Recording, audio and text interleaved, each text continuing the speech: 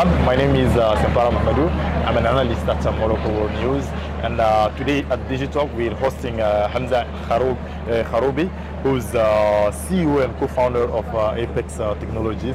Thank you for accepting our initiative. Thank you for having me. So Digitalk is the flagship initiative launched by Morocco World News, where we invite different stakeholders, instead different experts from different fields, economy, technology, social, entrepreneurship, to come talk about the digitalization of the African societies, digitalization of its opportunity, its advantages, the challenges, to come discuss it. And today with Hamza, known as well as also Haki, I guess. I think I can call you Haki. So to come, let's say, discuss the African local solutions to global problems. So there is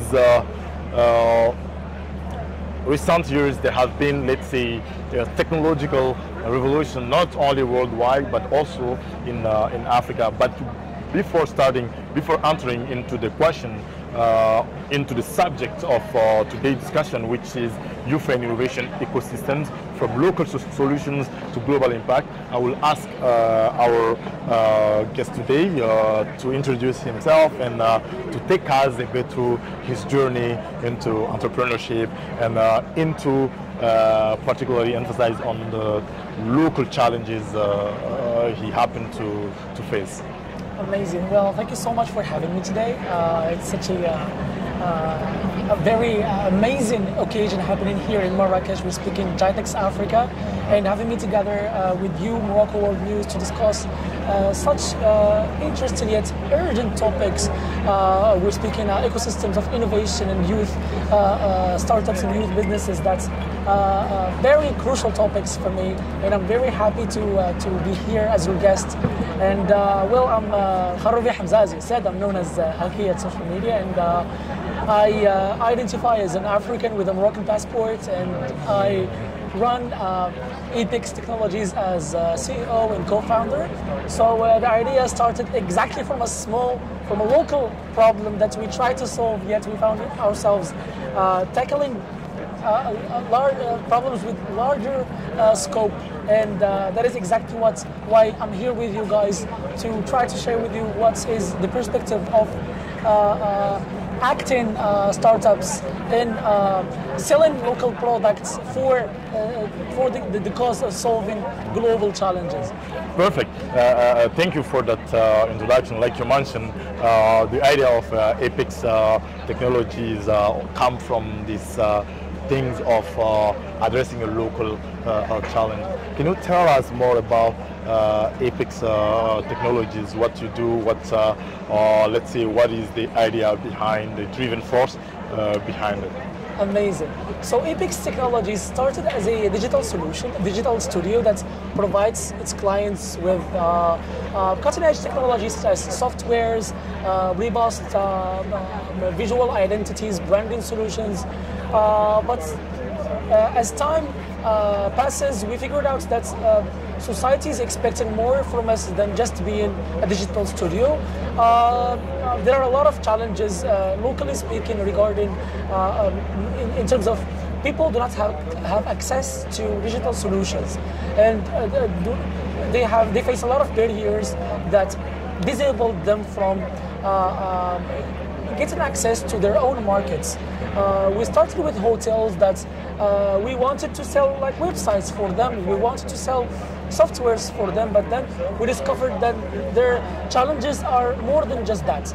Because, for example, usually if you are a hotel that wants to take your income to the next level in Morocco, you consider signing with a certain service provider that is famous, that people go search their website to have to get accommodation, and then you pay that service provider instead of the hotel that's make a lot of effort to outstand, but then they can't get rid of those service providers because they are not professionals when it comes to digital solutions. So the gap here is that we figured out at Aepex Technologies, if we can partner with those people in different industries, and tourism is just one example, if we can not only sell them solutions, but no, we partner with them, we teach them how to create their own solutions, and that's way we can actually reach a community with where everyone, every economical actor has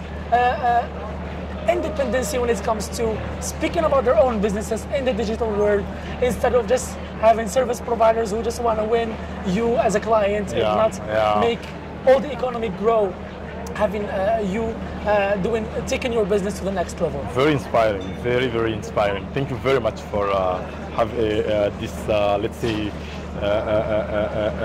social presentation of what Aepex technology is. Now delving into the subject itself, now we heard the focus is on tech hub, like we have to create a tech hub, like which is a great starting point. But how can we ensure that innovation flourishes, like the innovation that flourished from these tech hub, these I don't know, startup, beyond like how can I say that to ensure that these innovations don't just stay at a place to make them more rich and let's say empower the community that needed the most. Yes. So you have stressed a very important point, which is ecosystem itself. When we speak about tech hubs, we're speaking about a very specific ecosystem that is always there. The same companies, the same startuppers, the same mechanisms to create solutions coming from the community, the same problems sometimes, which is my personal analysis to this. So what I can say about this is that if we really want our tech hubs to go a step forward, including different players, like local players who have several problems, is actually to make sure that those communities who suffer from problems, from lack of access to information, lack of access to digitalization, to come invite them to the hub their way, not our way. So if we want, like for this event, for example, Jitex Africa is outstanding event that targets a very specific audience, you see. But if we wanted Jitex Africa, for instance, to target those people, we better market Jitex Africa their way, the conventional way. You see? So to get them on board. Yeah. To get them on board, and also in our stands, in our the way we speak about our businesses, it should be their way, because we want to take our communities with us to the next level. Yet we're already there, and we should step one step backwards to speak the language of everyone that needs to know, because there are people, there are really successful entrepreneurs and really successful startuppers who have really brilliant ideas that can not only solve local problems but also create global impact. But then they don't speak the language of tech, the hubs. So what I think should improve is communication, because communication is what we're good at here in Jitex, there at every tech hub, but then we forgot how to speak to our own communities, you see? Like you mentioned, like it is, the emphasis is made more on the communication side, like you say. And here, the emphasis is made more of the local community, but also to stay, let's say, fidel to our title, our subject, which is local impact, local solutions and global impact. Now there is this balance that needs to be made. How can we ensure that the solutions that are provided by these tech entrepreneurs, these youth innovators, to address local challenges can be adaptable to have global, can be scalable at the global level? Well, let me start by saying that the world, everyone in the planet is facing some very unfortunate common common problematics. I'm talking, for example, about all the reasons why we have sustainable development goals, all the injustices, climate challenges. There are a lot of problems that are sort of umbrella problems that connect every local community to another. So startuppers should have the tools to scale their businesses. The scaling mechanisms are all about finding new problems and connecting them to your mother problem. So you start locally. You start by tackling a local issue. When we start that in that approach, we should have a specific focus that sometimes can be a barrier for us into moving to the next level, to the next scale. But then it's also important for all startuppers in their beginnings to focus on their local issues, because their solutions should be specifically contextualized and personalized according to the needs of their local communities. But then what should happen is that when they learn about how to scale up their projects, they should immediately start by the process of design thinking, which starts by identifying new problems, because there are always problems that are similar to the problems we suffer from. In Morocco, for example, coming from the experience of Aepex Technologies itself, we started by targeting touristic actors like hotel managers and even the Ministry of Tourism. We speak about the problems of Morocco when it comes to the touristic sphere as if it's a unique problem that does not exist in other countries. Yet that's not true. So if we Aepex want one day to scale up and make more money, we should find other places and connect them to Morocco. That can, that have similar context, which according to our market research, there are a lot of countries in Africa, such as Kenya, even Ghana. They have very similar challenges to the Moroccan case. To the Moroccan case. And our solution has proven that it can be duplicated there, it can work there. So that's how we get a larger perspective about what problems are, that our problems are very short-sighted if we focus only on our local communities, and that's a way to go. And my message to all startuppers is that if they start by focusing on their local community, it's not wrong, but they should also see the numbers, like how far do they want to go? If they want to be really successful in playing globally, they should start by looking for global problems that look like the problems they have in their own community. Very interesting, very, and I really love the emotional tone you have. I can see that you are, let's say, a passionate guy about the specific question, and I love that. And to stay particularly into that, let's say, local thing. One of the richest, we talk about Africa is the richest continent in terms of potentialities, probably not in terms of concrete richness. We are rich in terms of resources. We talk about our human capital, like we are rich in diverse. But one of also the richness of Africa is also our traditional knowledge. It is indigenous knowledge. How can we, as a young entrepreneurs, how can I say that, young entrepreneurs, young innovators, leverage those traditional and indigenous knowledge to leverage them, to link them with technology and trying to solve modern problems that we're facing? Might be technology, climate change, might be, how can I say that, I'm saying environmental issues, demographic. So how can we leverage these two tools, which can be complementary, to really address these modern solutions, and as you said, to make them scalable at the global level? Absolutely. Well, the way I want to answer to that is that technology itself has not just emerged from nothing.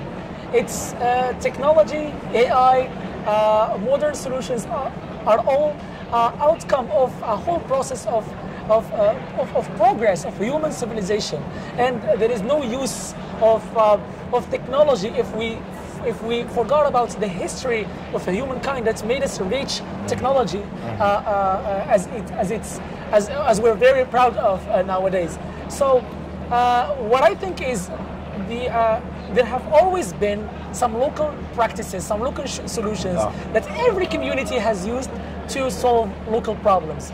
So the term modern problems require modern solutions is something that is so wise yet has been used since ever. Like even in old civilizations, communities has had their way of learning from practices of other cultures and applying those solutions in different contexts in learning and trial and error and stuff. Now, I think that what we can do, what we have to do if we really want to go to the next level with technology is to go learn from the best schools ever. Local communities that faced challenges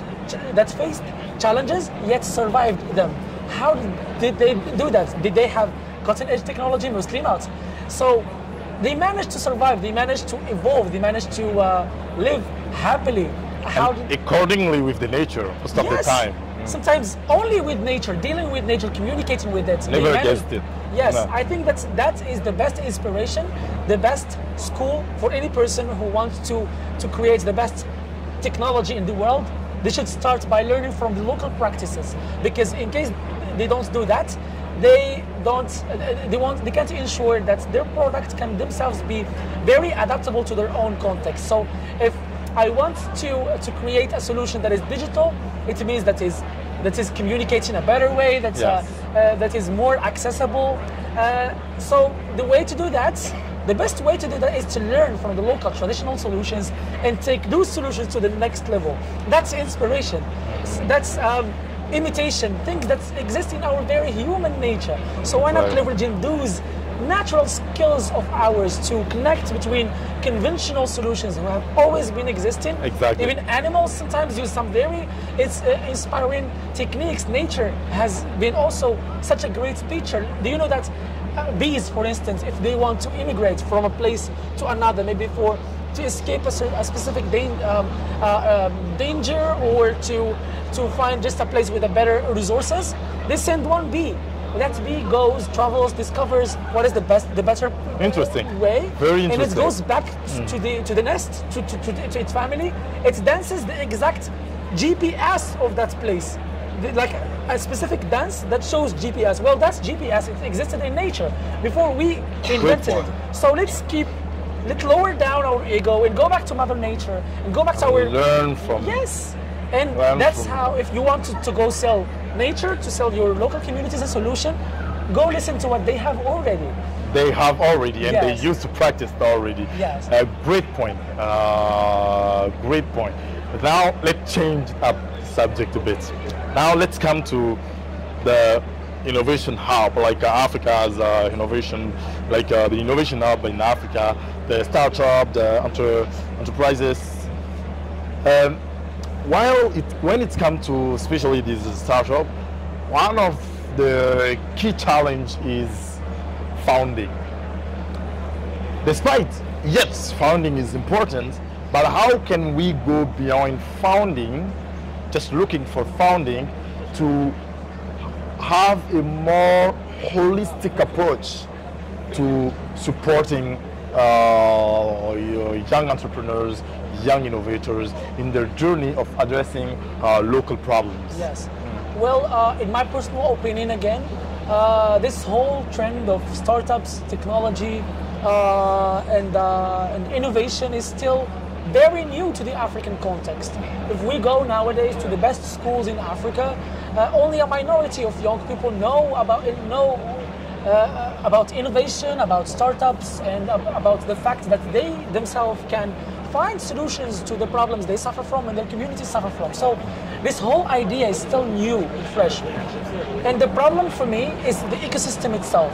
The ecosystem is not really connected, providing young people and entrepreneurs in Africa with a very clear roadmap of where to start, where to finish, where to scale. Because sometimes like the landscape in Africa, we see a lot of programs for acceleration, financing, investors. Sometimes many states launch several incubation programs. Exactly. But then the starting point is that it's the mindset, because we should start thinking the way modern enterprises are for a better inclusion of everyone in this ruling vehicle of innovation. So what I'm saying is our educational system is way behind the current ecosystem with the opportunities that it offers. So the educational system is just one aspect of the ecosystem, because the ecosystem, when we speak about ecosystem the biological way, we mean that if you take one thing out of it, it's like you create a very deep damage to the whole gap. Yes, it is a system, like a system. And now I want to particularly emphasize on that point. Like you say, it's all about the ecosystem. But now, particularly, going beyond the ecosystem, how can we foster? And that will be the last question. How can we foster between policymakers, young entrepreneurs, startups? I'm talking about researchers, in order to fill the gap between the ideas, the research, and its implementation. So more the collaboration. What, from your perspective, from your journey, from what you have as what we experience in your domain, which approach should we favor in terms of collaboration, in particularly bridging the gap? Yes. So again, I'm an entrepreneur, so my point of view about this is that we have a lack of success stories, because policymakers, a lot of them are, of course, humans. They want to contribute. It's for their best as well. Exactly. To contribute, to foster, to promote sustainable impact, sustainable enterprises as well.